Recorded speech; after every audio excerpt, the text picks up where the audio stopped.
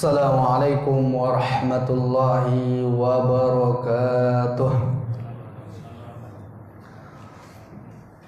Innal hamdalillah nahmaduhu wa nasta'inu wa nastaghfiru wa na'udzu billahi min shururi anfusina wa min sayyiati a'malina. Man yahdihillahu fala mudilla lahu wa man yudlil fala hadiya lahu. وأشهد أن لا إله إلا وحده لا شريك له وأشهد أن محمدا عبده ورسوله لا نبي ولا رسول بعد. قال الله تعالى في القرآن الكريم يا أيها الذين آمنوا اتقوا الله حق تقاته ولا تموتن إلا وأنتم مسلمون. يا أيها الناس اتقوا ربكم الذي خلقكم من نفس واحدة وخلق منها زوجها وبث منهما رجالا كثيرا ونساء واتقوا الله الذي تساءلون به والأرحام إن الله كان عليكم رقيبا. يا أيها الذين آمنوا اتقوا الله وقولوا قولا سديدا يصلح لكم أعمالكم ويغفر لكم ذنوبكم ومن يطع الله ورسوله فقد فاز فوزا عظيما. أما بعد فإن أصدق الحديث كتاب الله وخير الهدى هدي محمد صلى الله عليه وسلم وشر الأمور محدثاتها وكل محدثة بدعة وكل بدعة ضلالة وكل ضلالة في النار. Ma'asyiral muslimin, jamaah ta'lim yang dirahmati Allah Subhanahu wa taala. Alhamdulillah, kita bersyukur kepada Allah Subhanahu wa taala atas limpahan rahmat dan karunia-Nya kepada kita, atas nikmat Islam, nikmat iman, dan juga nikmat berada di atas sunnah Nabi-Nya. Semoga Allah berikan kepada kita taufiknya untuk tetap istiqomah di atas agamanya hingga akhir hayat kita. Salawat dan salam semoga tetap tercurahkan kepada qudwah dan panutan kita Rasulullah sallallahu alaihi wasallam. Semoga kita diberikan kemudahan dari Allah untuk tetap istiqamah di dalam mempelajari sunnah-sunnah Nabi-Nya, di dalam mengamalkannya serta mendakwakannya di jalan Allah Subhanahu wa taala. Jamaah ta'lim dari Allah Subhanahu wa taala, di sini kita kembali menyampaikan nasihat terkait dengan adab, yaitu adab thalabil ilm, adab di dalam menuntut ilmu, yang mana sebelumnya sudah kita sampaikan di sini 3 poin adab dari menuntut ilmu. Yang pertama itu yang kita sampaikan adalah ikhlasun niyah fital wa tahsil, mengikhlaskan niat di dalam menuntut ilmu, di dalam mencari ilmu, di dalam mendapatkan ilmu. Dan yang kedua yang telah kita sampaikan, mengetahui dengan benar tentang keutamaan ilmu syar'i serta kedudukannya dalam Islam. Dan yang ketiga yang telah kita sampaikan di masjid ini, di antara adab di dalam menuntut ilmu adalah berdoa kepada Allah dengan hati yang tulus agar Allah berikan taufiknya kepada kita, diberikan kepada kita kemudahan di dalam menuntut ilmu. Karena kita bisa hadir di masjid ini untuk kajian, itu bukan karena kehebatan kita, bukan karena dekatnya tempat kajian ini dari rumah kita, namun itu semua adalah atas taufik dari Allah Subhanahu wa taala, kemudahan yang Allah berikan kepada kita. Allah gerakkan hati kita. Maka untuk itu marilah kita bermuhasabah diri. Sudah sejauh mana adab-adab di dalam menuntut ilmu yang telah kita miliki, terkhusus dari 3 poin yang telah kita sampaikan. Sudahkah kita ikhlaskan niat kita? Sudahkah kita mengetahui dengan benar tentang keutamaan ilmu syar'i dan kedudukannya, sehingga ketika kita sudah mengetahui hal itu membuat kita tetap semangat untuk bermajelis ilmu, bersemangat untuk mengamalkan ilmu itu, bersemangat di dalam mendakwahkan ilmu itu, dan juga memohon dan meminta kepada Allah agar Allah berikan taufiknya, kemudahan kepada kita di dalam menuntut ilmu. Dan yang sekarang adalah yang keempat ataupun poin yang pertama dalam pertemuan ini, al-hirsu 'ala rihlati fi talabil ilm. Berantusias, bersemangat di dalam berpetualang, di dalam mendapatkan ilmu.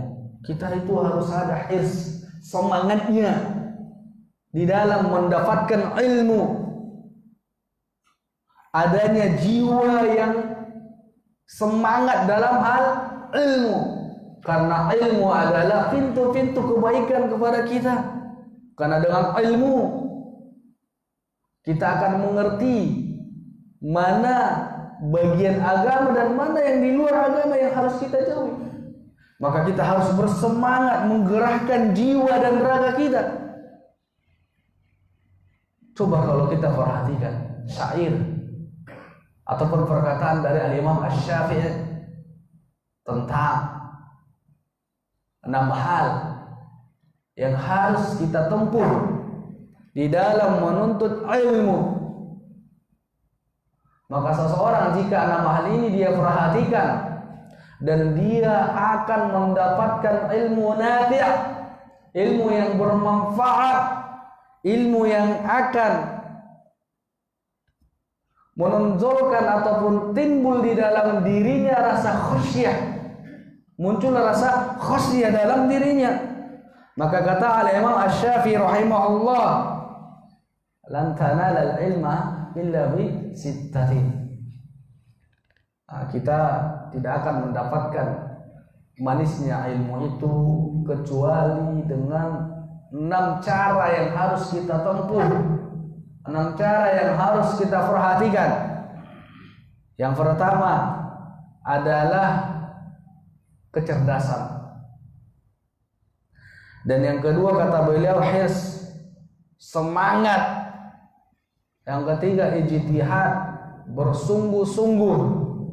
Yang keempat bulughah, adanya pengorbanan. Adanya pengorbanan. Dan yang kelima kata beliau suhbatul ustad, berkawan atau dekat dengan ustaz, dengan guru. Dan yang keenam kata beliau butuh waktu yang lama. Coba perhatikan diri kita dari 6 hal ini, sudahkah benar-benar itu kita miliki sehingga kita mendapatkan manisnya ilmu, lezatnya ilmu itu? Maka kata beliau untuk mendapatkan ilmu itu yang pertama adanya kecerdasan. Maka kata para ulama kecerdasan itu ada 2. Yang pertama, 1, dia memang sudah bawaan orang-orang cerdas. Sudah Allah takdirkan mereka keturunan yang cerdas, bahkan IQ-nya di atas rata-rata. Dan ada yang kedua, muktasab, kecerdasan itu diraih, belajar. Ya, ada orang karena dia sungguh-sungguh, dia terus belajar sehingga dia cerdas. Nah, yang pertama tadi bawaan dia memang cerdas, yang kedua karena dengan usaha, upaya yang dia lalui. Maka gini, kita bisa perhatikan 2 hal ini pada diri kita. Kita masuk orang yang cerdas atau tidak? Atau di situ kalau kita merasa saya kurang cerdas Ustaz, maka di sini upaya ada, usaha kita harus ada, ikhtiar yang kita lakukan harus ada. Karena kecerdasan itu bisa diraih dengan belajar, bisa diraih dengan usaha yang maksimal. Coba lihat diri kita, sudah seberapa maksimalkah yang sudah kita korbankan, usaha yang kita lakukan di dalam menuntut ilmu? Apakah kita sudah mengorbankan harta kita? Apakah kita sudah mengorbankan waktu kita, waktu zaman, waktu yang panjang di dalam menuntut ilmu? Apakah kita sudah mengorbankan fisik kita juga di dalam menuntut ilmu, jiwa raga kita? Apakah kita di dalam menuntut ilmu perasaan kita juga kita korbankan? Maka kalau kita perhatikan kisah-kisah ulama terdahulu atau kisah-kisah salaf di dalam menuntut ilmu, bagaimana mereka menggerahkan ataupun mengorbankan harta mereka, waktu mereka, perasaan, fisik di dalam menuntut ilmu. Kenapa bisa seperti itu? Muncul di dalam diri mereka pengorbanan yang begitu besar tadi, karena mereka mencintai ilmu. Karena mereka mencintai ilmu. Adanya kecintaan di dalam hati mereka terhadap ilmu, sehingga adanya pengorbanan harta di dalamnya, adanya waktu yang panjang di dalam menuntut ilmu, pengorbanan perasaan juga, yang mana ketika menuntut ilmu adanya bentaan dari gurunya, iya kan? Ya pasti kalau orang yang belajar itu ada nasihat-nasihat atau hukuman dari gurunya, dan juga fisik. Jemaah ta'ala dirahmati Allah Subhanahu wa taala, maka kecerdasan. Dan yang kedua adalah adanya semangat. Maka ini poin kita, adanya semangat di dalam menuntut ilmu. Kata Nabi, ihris ala ma yanfa'uk, bersemangatlah untuk menggapai sesuatu yang mendatangkan manfaat pada dirimu. Apakah itu manfaat tentang dunia atau tentang akhirat? Ilmu adalah tentang akhirat, maka kita harus bersemangat. Wasta'in billah, dalam meraih manfaat tersebut minta pertolongan kepada Allah. Wala ta'jiz, dan jangan malas, jangan lemah. Maka ini harus kita perhatikan. Adanya semangat, ijtihad. Yang ketiga adanya kesungguhan. Bukan hanya sebatas semangat, namun dia harus juga bersungguh-sungguh. Bersungguh-sungguh di dalam mendengarkan, mencatat, menghafal. Terkhusus lagi dalam menghafal, mengamalkan yang dia pelajari. Dan juga bulughah, adanya pengorbanan dalam segi harta, dan juga pengorbanan untuk mengosongkan waktu kita untuk hadir dalam kajian. Harus ada, Pak. Dan juga perlu bimbingan dari ustaz, karena belajar agama itu nggak seperti belajar ilmu dunia. Kalau ilmu agama harus ada bayan, penjelasan dari ustaz. Perlunya kita dekat dengan mereka, perlunya kita meminta bimbingan, arahan dari mereka di dalam menuntut ilmu. Karena itulah kata Al-Quran, fas'alu ahla dzikri in kuntum la ta'lamun. Tanyalah ahli zikir, tanyalah orang yang berilmu jika engkau tidak mengetahui. Maka kita harus tanya. Berarti perlu bimbingan dari mereka, perlu dekat dengan mereka, bersahabat dengan mereka. Dan juga butuh waktu yang lama. Menuntut ilmu bukan hanya sebatas di bangku sekolah, bukan hanya di waktu hanya sebatas waktu lajang, namun sepanjang hayat, selama kita hidup. Hal itu pernah ada seorang talabul ilm, ya, usia 80 tahun, ditanya Imam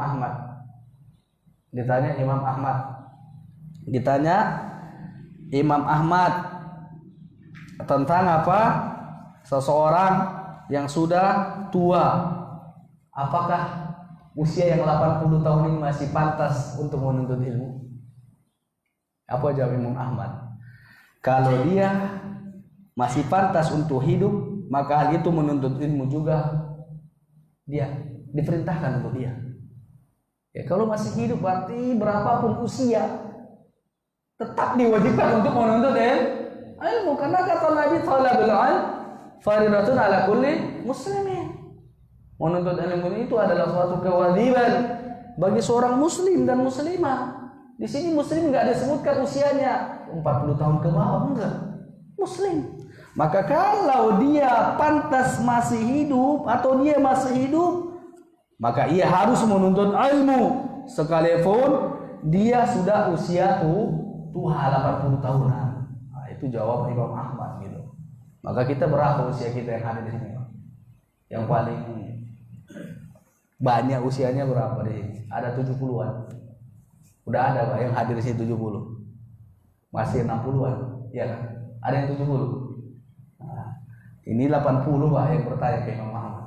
Jadi kita masih hidup, berarti masih pantas untuk menuntut ilmu. Jemaah ta'lim dan hadar subhanahu wa ta'ala. Coba kita perhatikan kisah-kisah para ulama di dalam mengorbankan harta mereka di dalam menuntut ilmu. Contoh Imam Malik, Imam Darul Hijrah, imam di Madinah, ya. Muridnya Ibnul Qasim rahimallahu berkata, Imam Malik itu di dalam hal menuntut ilmu sampai menghabiskan harta yang enggak ada lagi yang dia miliki, kecuali waktu itu dia korbankan apa? Dia jual atap rumahnya. Ini muridnya yang bersaksi terhadap gurunya. Atap rumah. Kita kalau mungkin nggak ada biaya untuk menuntut ilmu atau mempelajari agama ini, mungkin masih ada yang kita jual HP, ya kan? Ya, tapi kalau untuk ilmu nampaknya berat. Alasannya ini kan di sini juga ilmu kan ya. Kalau urusan dunia mungkin kita bisa mengorbankan HP kita ya kan, tapi masalah ilmu ada nggak di antara kita? Sebagaimana ini kesaksian dari muridnya Al-Imam Malik rahimahullah, Imam Darul Hijrah yang bernama Imam Ibnul Qasim rahimahullah. Dia mengatakan Imam Malik itu pernah tak ada biaya di dalam menuntut ilmu, maka dia jual atap rumahnya. Coba perhatikan hasil yang didapatkan oleh Imam Malik rahimahullah. Dunia datang kepadanya setelah dia korbankan dunianya untuk akhirat. Kalau kita terbalik, akhirat yang dikorbankan untuk dunia. Tapi mereka orang-orang saleh terdahulu, ulama kita terdahulu, dunia mereka korbankan untuk akhirat. Itu dalam hal harta. Belum lagi Imam Bukhari rahimahullah. Siapa yang tidak kenal dengan Imam Bukhari? Yang hadisnya itu bukan hanya 100, 1000, bukan hanya ya, tapi jutaan hafalannya, ya kan? Al-Imam Bukhari, Imam Al-Bukhari itu rajin Pak, ketika dia sebagai thalabul ilm itu rajin dalam menghadiri muhadharah, kajian-kajian, seminar gitu, yang adanya dauro, datangnya ulama, dia hadir itu, dia semangat untuk hadir. Tapi suatu ketika sahabatnya heran, kok nggak datang? Mungkin di antara mereka ada mungkin dia sakit gitu. Hari kedua pun nggak datang, ketiga pun enggak. Maka sampai di antara mereka, ayo kita kunjungi dia. Mereka berkunjung Pak ke tempat kosannya Imam Al-Bukhari rahimahullah. Mereka salam, assalamualaikum, dijawab dari dalam rumah, waalaikumsalam. Yang ditanya gimana kabar, alhamdulillah sehat. Ditanya kenapa nggak ada dalam kajian, ya namanya dia itu tak ada lagi rumah bajunya yang dia pakai untuk kekajian, udah terjual untuk ilmu. Jadi dia di dalam rumah datang pun kawannya nggak bisa dia jumpai karena dia buka aurat. Sampai Pak baju dijual. Habis itu ya kawannya itu ya patungan lah untuk beli baju kepada Al-Imam Al-Bukhari, baru bisa lagi kembali aktif belajar. Kalau kita nggak ada duit masih bisa mengorbankan itu tadi ya kan, ya bisa jual kulkas gitu, jual isi rumah. Kalau Imam Malik tadi bukan isi rumah lagi, bagian dari rumah, ya kan, atapnya kan bagian dari rumah gitu. Itu tadi baju kalian ini, Imam Al-Bukhari. Tapi tengok hasilnya Pak, Apa hasil yang mereka dapatkan? Harum nama mereka. Mereka itu ulama. Banyak orang mengambil ilmu dari kitab-kitab mereka. Nah, maka kita harus bersemangat di dalam menuntut ilmu. Itu adab sebagai thalabul ilm. Maka pantaskah kita ini dirobatkan sebagai thalabul ilm jika dibandingkan dengan orang-orang yang terdahulu di kalangan para ulama? Malu kita wanita. Ya kalau kita lihat seolah-olah tak betul yang mereka perbuat dia kan. Tapi memang itu nyata ditulis ulama kita bagaimana ulama terdahulu di dalam menuntut ilmu. Kalau ilmu secara logika kita enggak mungkin bisa seperti itu, tapi terjadi. Kalau hitungan matematika dengan hitungan Allah sangat berbeda sekali.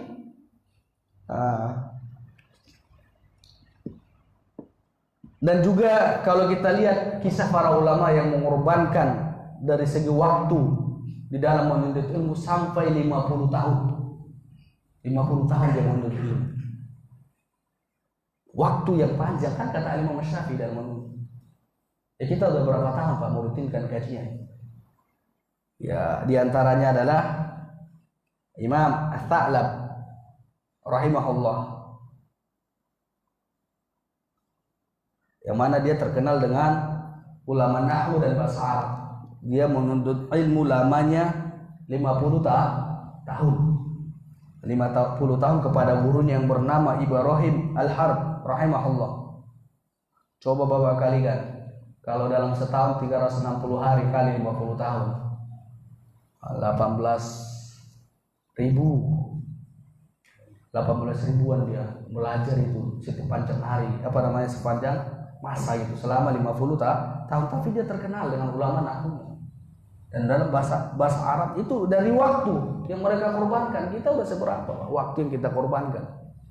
Ya kalau di masjid kita ini sekali sepekan ya, 2 kali lah, pagi sama malam. Hari Ahad pagi sama malam Senin. Dan juga di antara contoh ulama yang mengorbankan hartanya, yang mengorbankan perasaannya. Berarti apa dia? Gurunya banyak. Ya tahu Pak, guru yang satu begini cara mengajarkannya, yang satu begini. Bukan kita nggak dapat bentaan, bapak wajar apa di sana. Kalau dia yang perasaan, dia sedikit perasaan, nggak jadi dia menuntut ilmu ya kan? Ustaznya begini, malas lah. Coba Bapak perhatikan Imam Muhammad bin Yunus rahimahullah.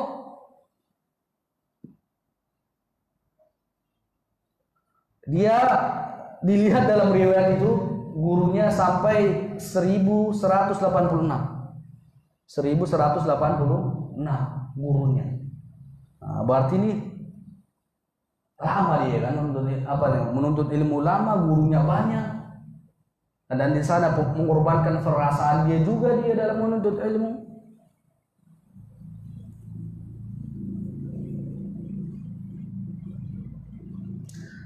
Ada juga seorang tabi'in yang bernama Ikrimah.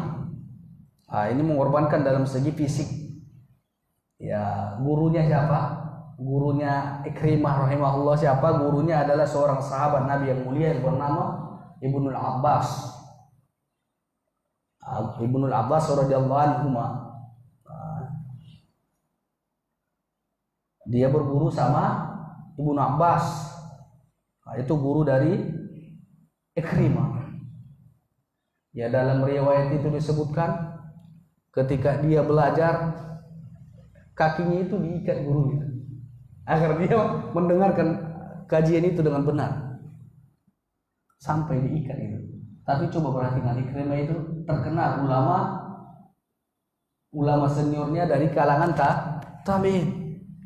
Sampai diikat. Kita nggak ada, mungkin kalau guru yang ikat muridnya udah kena undang-undang atau udah muridnya itu udah nggak datang lagi. Maka kita perhatikan yang seperti ini terjadi di kalangan orang-orang soleh kita, ulama-ulama kita di dalam menuntut ilmu. Ada juga di antara mereka yang berjalan kaki. Ya di antaranya Abu Hatim Ar-Razi rahimahullah, itu pakar hadis. Dan dia itu di atas levelnya Imam Bukhari. Karena ada levelnya masa-masa apa kan. Ya ini masih di atas oleh Imam Al-Bukhari. Dia itu adalah pakar hadis terkenal, dia Abu Hatim Ar-Razi rahimahullah. Sampai-sampai apa? Di kota dia itu habis gurunya, jadi harus pindah ke negara lain gitu. Sampai-sampai dalam riwayat itu ulama di kota dia itu habis, entah wafat atau pindah, wallahu alam, intinya habis dia. Sehingga harus mengorbankan waktu ke negara lain untuk belajar, seperti ya kayak ke Madinah, ke Makkah gitu. Intinya harus pindah gitu. Maka dalam riwayat itu disebutkan dia nggak ada biaya kalau pindah. Tapi apakah dia berhenti dalam menuntut ilmu? Apa dia berhenti? Tidak, Pak. Dia jalan kaki. Jalan kaki sejauh berapa? Dalam riwayat itu disebutkan 5.800 km jalan kaki, pakai alas kaki. Tapi ada lagi yang lebih parah, nggak mau pakai alas kaki. Siapa dia? Ibnu Thahir Al-Maqdisi. Dia jalan kaki tanpa alas kaki. Sampai-sampai dalam riwayat itu dia itu keluar apa, maaf katanya, kencing darah gitu. Ya nggak ada yang diminum. Ya keluar itu ya kalau dia mau buang air kecil yang keluar darah. Itu terjadi 2 kali semasa dia menuntut ilmu. Sekali terjadi kencing darah tersebut di Baghdad, dan yang kedua di Makkah. Itu dilalui oleh para ulama, dirasakan oleh para ulama. Apa mereka itu nggak mengeluh atau merasa sakit seperti itu? Ya kalau dilihat secara namanya manusia ya sakit ya kan. Ya kencing darah itu ya sakit gitu. Tapi karena jiwa yang besar untuk ilmu, rasa sakit dalam fisik itu hilang.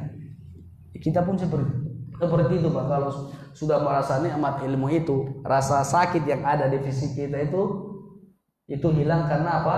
Kita dapat rasa nikmat yang luar biasa di hati kita. Karena kita sudah mencintai ilmu, sehingga yang lebih menonjol itu adalah kenikmatan di hati dibandingkan sakit yang ada dalam fisik. Karena adanya rasa cinta di hati terhadap ilmu, maka hilang. Kalau sakitnya pasti sakit, tapi mereka itu lalui seperti itu, Pak. Kita udah sampai seperti itu, Pak. Umpamanya kita mau gerak dari rumah, ini seperti tadi hujan, tiba-tiba habis minyak, nggak bisa gerak kereta. Mau ke kedai belum buka, hujan. Adakah upaya kita jalan kaki? Kalau kita kan nggak, ya udah kesempatan, ini ujur syar'i tidur gitu, ya kan, nggak gerak. Tapi mereka ketika biaya habis tetap tinggi gitu. Kalau kita nggak, ada yang jalan kaki tadinya, yang dekat rumahnya jalan kaki nggak? Maka Bapak perhatikan, nggak ada alasan untuk tidak menuntut ilmu, apalagi di zaman kita sekarang serba mudah untuk mendapatkan ilmu. Kalau dahulu masih pindah antar negara untuk mendapatkan, kalau kita enggak. Ya, dalam riwayat itu juga ada seorang ulama itu, ya dia belajar kepada Al-Imam Malik rahimahullah. Dia belajar yang bernama siapa namanya? Asy-Syu'bah. Di antaranya juga Asy-Syu'bah rahimahullah, yang kata beliau, siapa yang menuntut hadis dia akan bangkrut. Kenapa? Perlu biaya. Kita ada bangkrut nggak gitu untuk menuntut ilmu, menghabiskan sana dan sini gitu. Sampai-sampai nggak ada lagi yang menuju dia kecuali baskom dalam rumahnya. Itu milik ibunya, dia jual seharga 7 dinar. 7 dinar itu kalau 1 dinarnya itu adalah 4,25 gram, taruhlah itu 2 juta, berarti kalau 7 dinar dikali 2 juta berarti 14 juta, itulah biaya dia untuk menuntut ilmu. Sampai jual baskom. Dan juga Ishaq bin Ruhaiha. Bapak perhatikan bagaimana beliau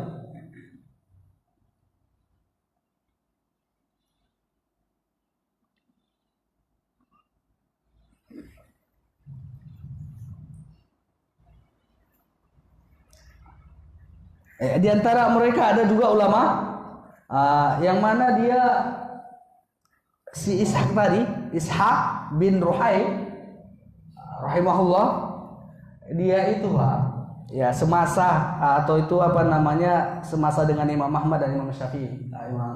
Imam Ahmad gurunya Imam Syafi'i, jadi dia masih berjumpa lagi tuh. Ishaq dia itu suatu ketika, padahal dia kalau dilihat dalam status dia adalah lajang, menikahi janda demi mendapatkan kitab karangan Imam Syafi'i, yang mana si janda tadi wafat, istrinya mewariskan kitab-kitab Imam Syafi'i. Jadi nggak mungkin ya bisa dia mendapatkan itu kecuali dia nikahi janda itu Pak, untuk mendapatkan kitab dari karangan Imam Syafi'i. Siapa namanya? Ishaq bin Ruhair rahimahullah. Kita mau Pak seperti itu, mau menikahi janda karena ada buku di situ karangan ulama, atau sebelum kita nikah tanya si gadis itu kitab apa yang ada di rumahnya gitu. Dia bukan kalau kita pasti kecantikan dulu, kalau janda harus janda kelas yang cantik kan itu. Tapi kalau dia enggak, karena ada karangan Imam Syafi'i yang mana itu dia tidak miliki dan dia nikahi. Kalau dinikah kan dapat bukunya, nggak mungkin nggak dapat. Seperti itu. Dan juga Hisham Al-Maqdisi, dan dia berguru kepada Imam Malik di Madinah. Al-Maqdisi berarti dari mana itu? Dia Maqdisi di mana? Al-Maqdisi.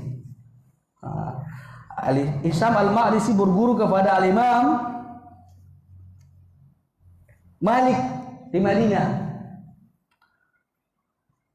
Bapak perhatikan, Imam Al-Maqdisi ini adalah gurunya Imam Bukhari. Gurunya Imam Al-Bukhari rahimahullah. Hisham Al-Maqdisi berguru kepada Imam Malik di Madinah. Nyampe dia ke majelis Imam Malik, yang mana ketika sampai di majelisnya Imam Malik, dia dihukum oleh Imam Malik rahimahullah, oleh ajudannya, dipukul sebanyak berapa? Dalam riwayat itu disebutkan 15 kali. Setelah itu ya gurunya itu pun ya seorang murid enggak diam, dia berjiwa pemberani itu. Dan kita pun menuntut ilmu seperti itu Pak. Ketika guru kita merasa dizolimi atau merasa disakiti guru kita, kasih tahu di depannya, jangan di belakang. Ini terkadang kan kita gurunya dia salah atau gurunya menzolimi dia, dibicarakan ke yang lain, bukan diomongkan ke gurunya. Tapi Bapak perhatikan, Isya sudah tadi jauh dia, tempatnya itu berguru ke Madinah sana dari tempat dia. Sampai di sana dia dapat hukuman 15 pukulan dari ajudannya Imam Malik. Setelah itu apa kata dia kepada Imam Malik?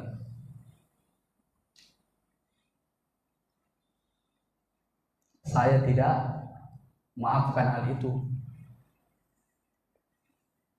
karena saya dipukul oleh ajudan dan Imam Malik, berarti perintah dari Al-Imam Malik, saya tidak ridho. Maka ya Imam Malik pun bertanya, jadi gimana caranya biar kamu halalkan itu, biar kamu maafkan? Apa kata si pemuda tadi, Hisham tadi rahimahullah? Apa katanya kepada Imam Malik? Saya tidak halalkan hal itu kecuali Al-Imam Malik bacakan hadis sebanyak 15. Jadi apa Pak? Kesempatan untuk mendapatkan ilmu dari Imam Malik, kalau nggak kayak gitu nggak dapat itu. Jadi setelah udah dipukul, udah dibacakan hadis 15, saya minta ditambah Imam Malik kan. Tapi dengan syarat apa namanya? Ditambahkan lagi hadis. Maksudnya minta lagi dia dipukul itu. Tapi dengan syarat ditambahkan lagi hadisnya. Berarti mereka butuh ilmu ya. Sampai-sampai seperti itu. Cara seolah-olah disengaja, tapi enggak, memang seperti itulah yang terjadi di kalangan mereka Pak. Untuk mendapatkan hadis. Sampai tadi apa? Dendanya dibacakan hadis. Padahal tadi dipukul karena ada uzur tertentu, alasan tertentu dipukul, karena tidak maafkan, kecuali harus dibacakan hadis sebanyak 15. Kenapa 15? Karena 15 pukulan.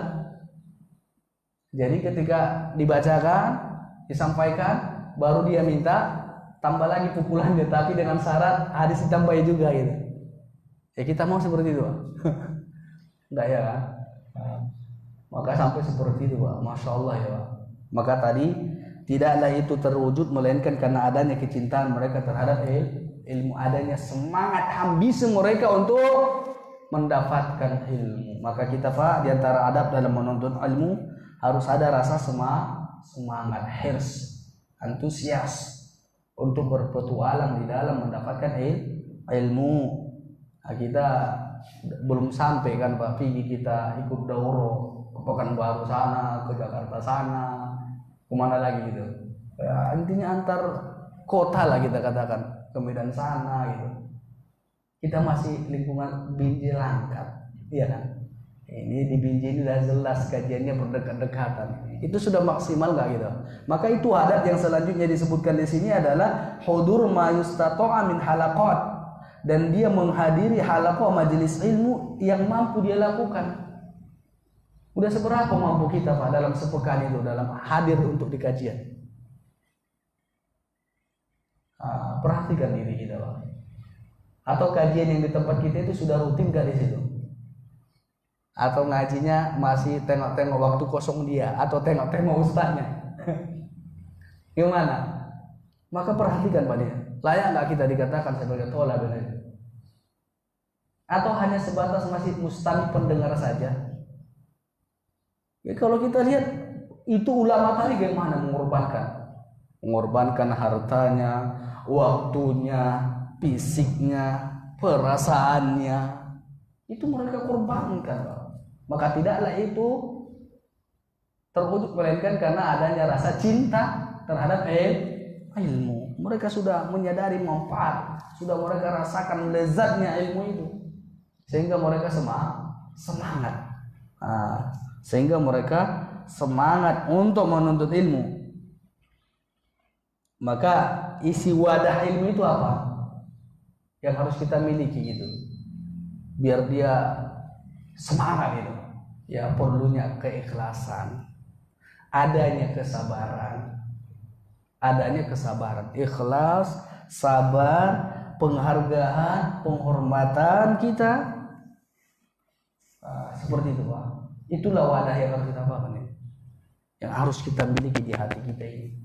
Adanya jiwa yang ikhlas dalam menuntut ilmu, adanya kesabaran karena menuntut ilmu itu bukan sekali dua kali saja, tapi sepanjang hayat. Bahkan menuntut ilmu itu adalah afdhalul ibadah, seutama-utama ibadah. Karena ukuran benar atau tidaknya ibadah seseorang ditengok tentang ilmunya, mengilmui enggak dia dalam hal itu, perkataannya juga sesuai ilmu atau tidak. Jamaah ta'lim dari Allah Subhanahu wa taala. Maka untuk itu marilah kita perhatikan diri kita. Mari kita perhatikan diri kita Pak. Sudah sejauh mana pengorbanan kita terhadap ilmu, semangat kita untuk mendapatkannya. Kalau kita lihat riwayat-riwayat atau kisah-kisah para ulama dalam menuntut ilmu itu jauh sekali dengan kita ya Pak, nggak berbanding gitu. Tapi kita berupaya mencontoh mereka Pak, mencontoh orang-orang yang mendahului kita dalam hal yang baik. Kita contoh mereka. Imam Malik, Imam An-Nawawi rahimahullah, kalau kita lihat dalam riwayat itu di waktu dia kecil itu pernah dia nangis. Ketika itu ada ditanya kawan-kawannya kenapa nangis, dipaksa untuk main oleh kawannya, dipaksa main-main, kawannya nangis dia. Kenapa? Karena itu sudah merasa lezat untuk ilmu. Kalau sekarang kan terbalik, kenapa nangis? Enggak, diajak kawan main-main. Kalau Imam Nawawi dulu kecilnya dia itu nangis karena diajak kawannya untuk main-main, padahal dia cinta ilmu, padahal dia cinta untuk ada dalam kajian, tapi diajak kawannya main-main dia menangis. Ya kalau kita ya enak ya kan, kalau ada yang ngajak ya ayo gitu ya, nggak apa-apa libur kajian gitu, nanti kan bisa siaran ulangnya kan. Nah itu kalau kita istilah kita kan sekarang ini. Kalau dulu nggak ada kayak gitu. Kalau kita alhamdulillah sekarang fasilitas untuk mendapatkan itu udah dimudahkan. Maka sejauh mana pengorbanan kita terhadap ilmu, maka segitulah yang kita dapatkan. Ya kalau hanya separuh-separuh, ya separuh-separuh itulah yang didapatkan. Kalau seutuhnya jiwa raga kita korbankan dan kita hadirkan, yang insya Allah ilmu itu pun akan kita dapatkan dengan baik. Jamaah ta'alim dirhati Allah subhanahu wa ta'ala. Dan yang selanjutnya, di antara adab dalam menuntut ilmu, ini terkait dengan jika seseorang terlambat dalam kajian, apakah dia mengucapkan salam kepada jamaah atau tidak? Umpamanya kita sudah mulai kajian, ada yang datang terlambat gitu. Ketika dia hendak duduk di majelis ilmu, apakah dia mengucapkan salam atau tidak? Maka ini yang akan kita sampaikan. Disebutkan oleh pengarang dalam kitab ini adalah adab dalam menuntut ilmu. Idza dakhala syekh muta'akhkharan ila majlis ilm, maka apabila seseorang hadir dalam majelis ilmu dalam keadaan terlambat, maka yang lebih utama baginya hendaknya dia tidak mengucapkan salam jika pembelajaran itu terputus. Ya kan kalau diucapkan salam pasti terputus, ya kan, dijawab kawannya atau gurunya dengar. Yang mana menjawab salam itu hukumnya wajib, dan ini juga masuk hak seorang muslim kepada muslim lainnya. Berarti kewajiban kita ketika ada orang mengucapkan salam, wajib bagi kita menjawabnya. Maka sebagai adab dalam menuntut ilmu, apabila kita datang terakhir atau datang terlambat dalam kajian, maka hendaknya kita tidak mengucapkan salam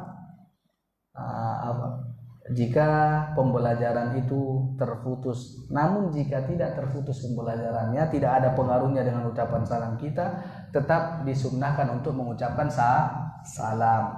Tetap dianjurkan untuk mengucapkan salam. Itu dalam fatwa Syekh Utsaimin, Ibnu Utsaimin rahimahullah dalam fatwanya. Jadi kita Bapak perhatikanlah ketika masuk, kita terlambat itu, ya kalaupun mengucapkan salam itu ucapkanlah hanya didengarkan yang di samping kita gitu. Kan bisa dia assalamualaikum sama yang di samping kita. Tapi kalau dia kuat, itu pasti memotong pembelajaran atau penyampaian dari ustadznya. Menuntut ilmu hukumnya wajib, sedangkan dia tadi mengucapkan salam hukumnya sunnah, mendahulukan yang wajib daripada yang sunnah. Paham di situ, Pak? Itu adab harus kita perhatikan, terkhusus yang terlambat, yang suka terakhir. Tapi kalau ini yang dia hadir sebelum gurunya, insya Allah itu aman, dia aman. Yang biasa yang kebingungan itu kan, yang terlambat ini sikap yang seharusnya bagaimana kan itu. Dia kadang bingung, dia kan diperintahkan untuk mengucapkan salam dia kuat. Dengan salam dia itu pembelajaran penyampaian ustaznya bisa terpotong atau orang yang mendengarkan lagi tidak fokus gitu. Maka ini harus kita perhatikan hal ini. Itu adab. Itu adab kita. Maka ya, kalau mau mengamalkan sunnah tadi datang dulu lah ya kan. Seperti itu.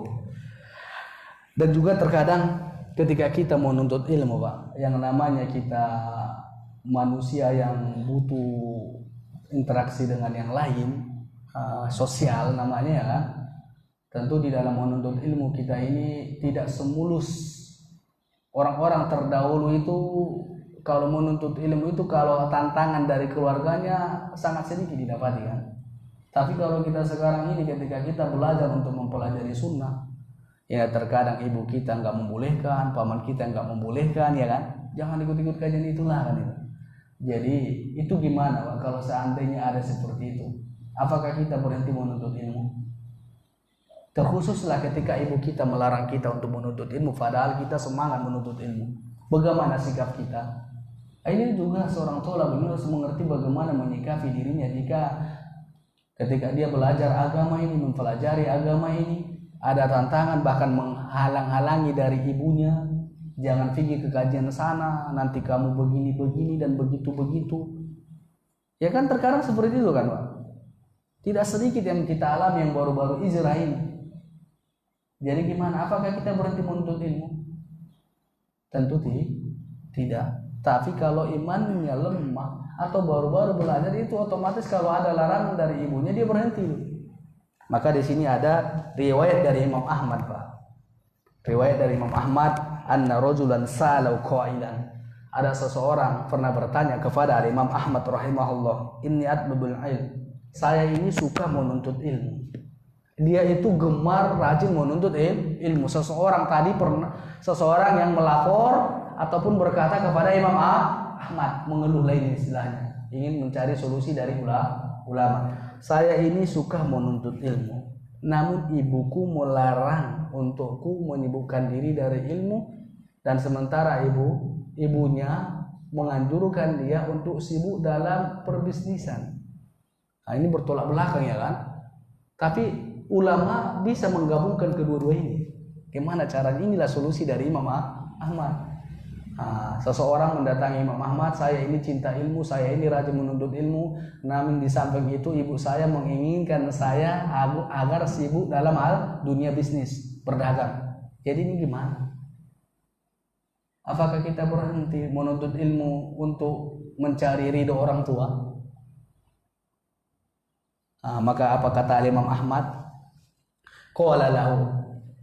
Imam Ahmad berkata kepada seseorang ini atau pemuda ini, kamu tetap di rumahnya dan cari keriduannya, namun jangan tinggalkan ilmu. Jangan tinggalkan ilmu. Kalau kita sekarang kan makin enak kan itu. Ya, kalau nggak dibolehkan ibunya masih bisa kita lihat rekaman atau belajar melalui media ataupun kita beli buku, ya kan? Ya, ketika ada tantangan tadi nggak dibolehkan menuntut ilmu, dilarang, ya kita jangan pula di situ kesempatan buat alasan ini alasan syar'i, udah nggak menuntut ilmu lah, dilarang mama saya kok katanya. Nggak juga, ada solusi. Tetap kamu di rumah dia, cari kerinduan dia dan jangan tinggalkan ilmu. Gimana pun situasi dan kondisi, tantangan dan halangan, harus tetap kita menuntut ilmu. Paham di situ, Pak? Itu harus tetap kita menuntut ilmu. Maka kita perhatikan, Pak, ketika ibu kita, orang tua kita melarang kita begini begitu, maka perhatikan hal itu. Gimana solusi yang dikasih oleh ulama kita? Ya tentu di sana kita harus mencari ridhonya, tetap mencari ridhonya, dan di samping itu juga tetap kita menuntut ilmu, karena kedua ini sama-sama kewaliman. Bahkan kalau orang tua melarang kita dan menuntut ilmu itu nggak boleh ditaati kan, tapi buatlah cara yang baik. Karena ketaatan itu kepada makhluk itu hanya dalam hal ketaatan kepada Allah. Jamaah ta'limun dirahmatillah subhanahu wa ta'ala, dan diantara adab dalam menuntut ilmu yang harus kita ketahui adalah mengamalkan ilmu yang kita pelajari. Itu adab, Pak. Ini kita semangat menuntut ilmu, semangat mencatat, tapi mengamalkan tak. Ini salah, karena buah dari ilmu itu diamalkan. Ketika kita menuntut ilmu dan kita tidak amalkan ilmu itu, maka itu keberkahan itu akan hilang.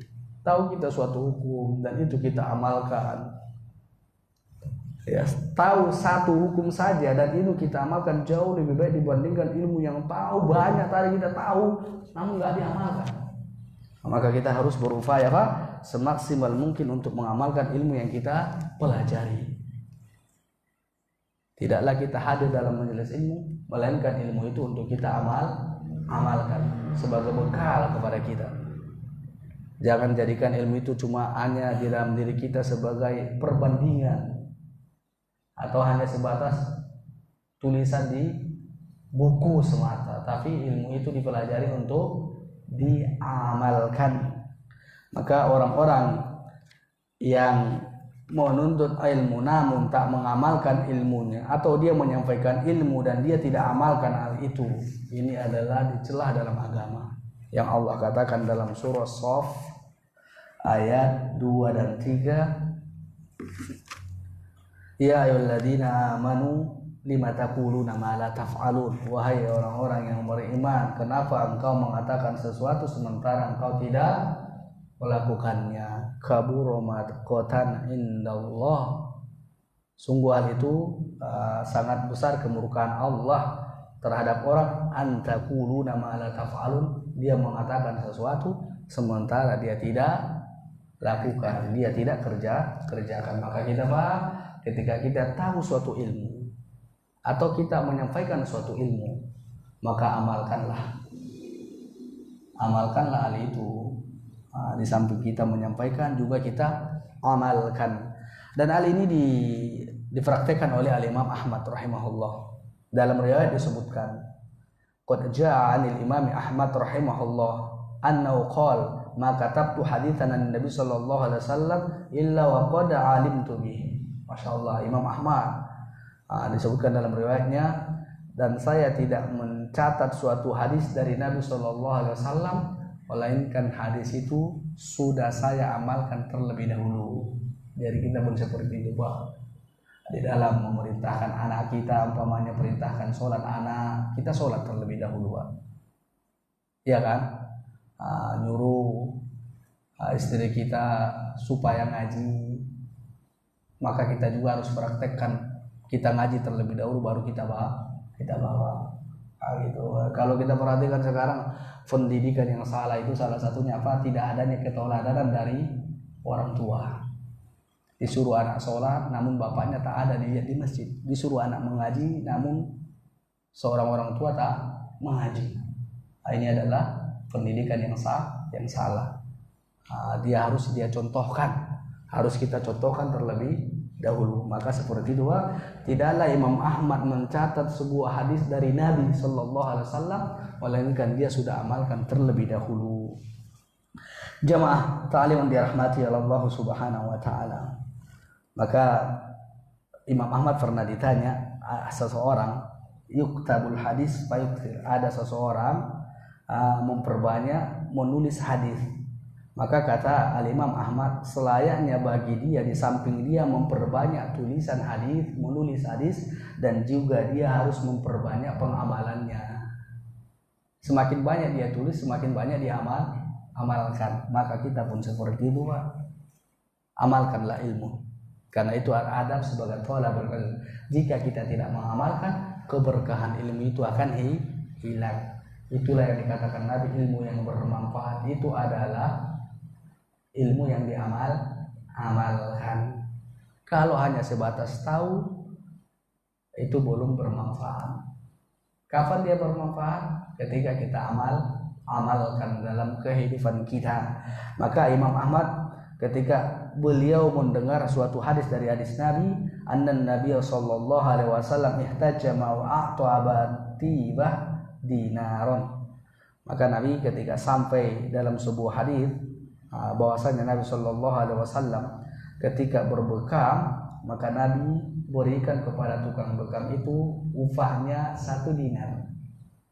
Fa'ataitul hujjah dinaron hina.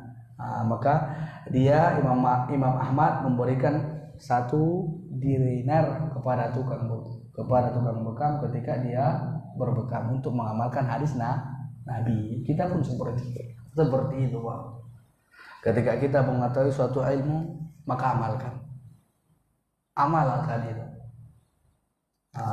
Berupaya, karena itu adalah akan mendatangkan keberkahan ilmu pada diri kita. Bukankah keberkahan itu yang kita cari di dalam menuntut ilmu?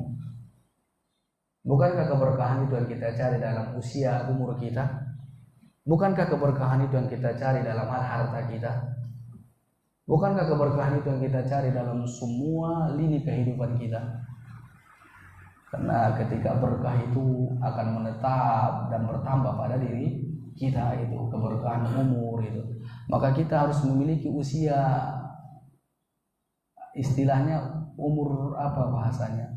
Dia sudah wafat tapi dia masih memiliki manfaat. Banyak ya kan seperti ini. Ulama-ulama kita sudah wafat tapi sekarang masih harum namanya. Maka kita pun harus memiliki seperti itu, amal setelah wafat. Ya, ini salah satunya adalah ilmu yang kita ajarkan ke orang, ke anak kita. Kita ajarkan Al-Fatihah, kita sudah wafat tapi mengalir pahala itu kepada orang yang kita ajarkan. Jamaah ta'lim yang dirahmati Allah Subhanahu wa taala. Maka mari kita perhatikan diri kita. Sudah sejauh mana kita beradab, memiliki adab dalam menuntut ilmu. Pantaskah kita dikatakan sebagai thalabul ilmi jika dibandingkan adab-adab yang dimiliki oleh ulama-ulama kita terdahulu. Malu kita, Bang. Tapi kita berupaya semaksimal mungkin, ya kan, memperbaiki keadaan kita, memperbaiki diri kita di dalam menuntut ilmu. Maka belajarlah, Bang. Semangatlah. Dan ini adalah satu bekal kita, Bang, untuk akhirat kita. Inilah bekal yang harus kita istiqomahkan.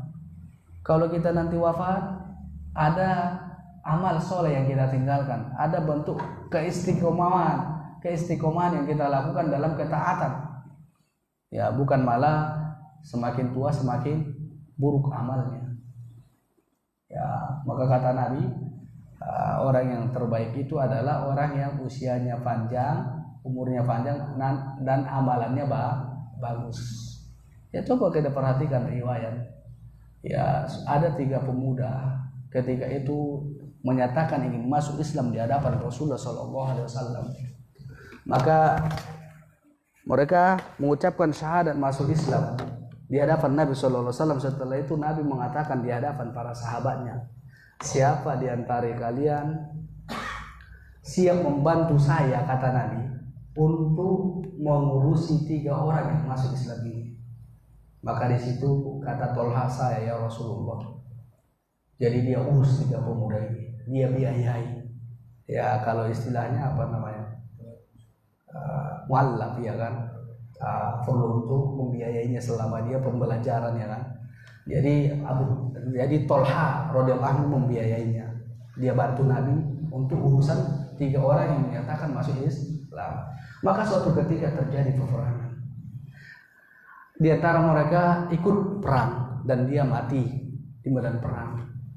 Dan juga terjadi lagi peperangan berikutnya. Ikut yang dua lagi tadi kan. Di antara yang 2 lagi tadi yang sisa ikut 1. Wafat dia di medan perang, tinggal 1. Yang 1 ini dia tidak wafat melainkan hanya di pembaringannya. Maksudnya enggak di medan perang dia wafat. Maka ketika itu suatu malam bermimpi Tolha radhiyallahu anhu, dia bermimpi.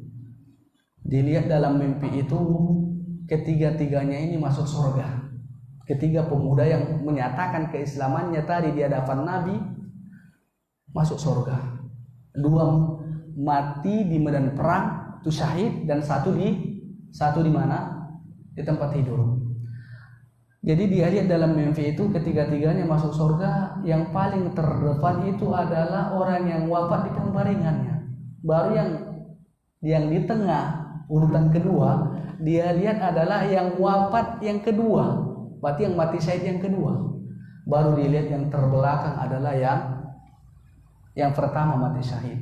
Dia heran, kok bisa seperti itu? Padahal tadi yang wafat yang pertama yang seharusnya kan.